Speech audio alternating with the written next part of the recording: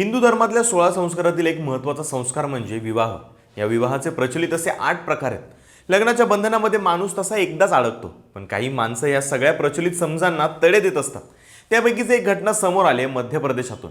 तिथल्या एका IAS अधिकाऱ्यानं तिसरं लग्न केलंय आणि त्याची चर्चा भारतभर सुरू झाली।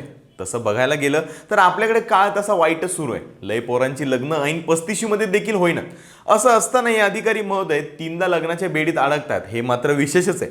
तर 3 वेळा लग्न करणारा हा अधिकारी नक्की कोण आहे, त्याच्या 3 बायका नक्की कोण आहेत आणि नेमकं चर्चेत असलेलं हे प्रकरण आहे तरी काय, तेच सांगणार आहे आजच्या व्हिडिओमधून। नमस्कार, मी शुभम गोरे आणि तुम्ही पाहताय लगाव बत्ती। तर घटना आहे मध्य प्रदेशातली 11 फेब्रुवारीची। मध्य प्रदेशामध्ये कुनो नावाचं एक राष्ट्रीय उद्यान आहे। हे उद्यान आधीच फेमस असण्याचं कारण म्हणजे प्रोजेक्ट चित्ता, पण इथे विषय चित्त्यांचा नाहीये तर लग्नांचा आहे। या कुनो राष्ट्रीय उद्यानातील एका रिसॉर्टमध्ये 11 फेब्रुवारीला एक विवाह सोहळा पार पडला। त्याचे फोटो सगळीकडे व्हायरल झालेत। तो विवाह सोहळा होता IAS अधिकारी असलेल्या अवी प्रसाद आणि अंकिता धाकरे यांचा। आता दोघांचा विवाह ही तशी खासगी बाब आहे, चर्चेत येण्याचं काही कारणच नव्हतं। पण अवी प्रसाद यांचा हा तिसरा विवाह आहे, त्यामुळे एवढी सगळी चर्चा सुरू आहे। अवी प्रसाद हे मूळचे उत्तर प्रदेशातल्या सीतापूर जिल्ह्याचे रहिवासी आहेत। घरातून त्यांना राजकीय वारसा लाभलाय। त्यांचे आजोबा टंबेश्वर प्रसाद हे चौधरी चरण सिंग यांच्या मंत्रिमंडळामध्ये मंत्री सुद्धा राहिलेत। तर या अवी प्रसाद यांची 2013 साली केंद्रीय लोकसेवा आयोगाच्या परीक्षेत IPS मध्ये वर्णी लागली। त्याच्याच पुढच्या वर्षी 2014 साली त्यांची पुन्हा IAS मध्ये निवड झाली। त्याच दरम्यान रिजू बाफना यांच्याशी त्यांचा विवाह झाला। रिजू या देखील IAS अधिकारी आहेत आणि सध्या त्या मध्य प्रदेशातल्या शाजापूर जिल्ह्याच्या जिल्हाधिकारी आहेत। पण काही कारणास्तव अवी प्रसाद आणि रिजू बाफना हे विभक्त झाले। दोघांनी घटस्फोट घेतला। त्यानंतरच्या काही वर्षांमध्ये अवी प्रसाद यांनी दुसरं लग्न केलं। त्यांची दुसरी पत्नी देखील IAS अधिकारीच आहे। त्यांचं नाव मिशा सिंग।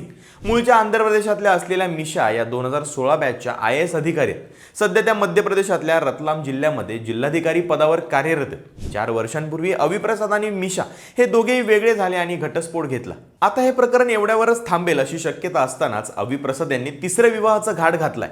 पसंत म्हणाल तर IAS सोडून कोणीच नाही, कारण तिसरी पत्नी अंकिता धाकरे या देखील IAS अधिकारीच आहेत। त्या मूळच्या मध्य प्रदेशातल्या असून 2017 बॅचच्या IAS अधिकारी आहेत। IIT दिल्लीमधून त्या केमिकल इंजिनिअरिंग या शाखेतून पदवीधर आहेत। सध्या त्या मध्य प्रदेशातल्या सामाजिक न्याय विभागामध्ये उपसचिव पदावर कार्यरत आहेत। त्यामुळे तिन्ही विवाह अवी प्रसाद यांनी IAS अधिकाऱ्यांशीच केल्यानं मोठी चर्चा रंगली। राहतो विषय हे कसं काय, तर त्यांनी आधीच्या दोघींना रीतसर घटस्फोट दिलाय। त्यामुळे पहिली झाली की दुसरी आणि दुसरी झाली की आता तिसरी पत्नी त्यांना करता आली।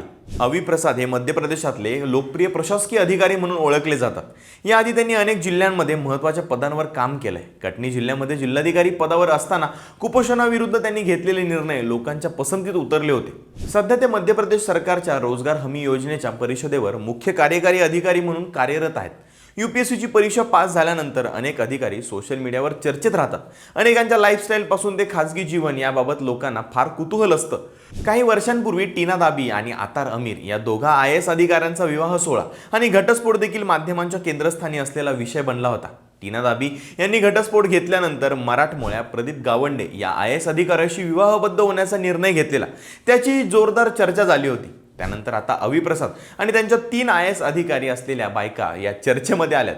प्रशासनामध्ये महत्त्वाच्या पदावर असल्याने साहजिकच आहे की असे विवाह माध्यमांच्या केंद्रस्थानी येतात।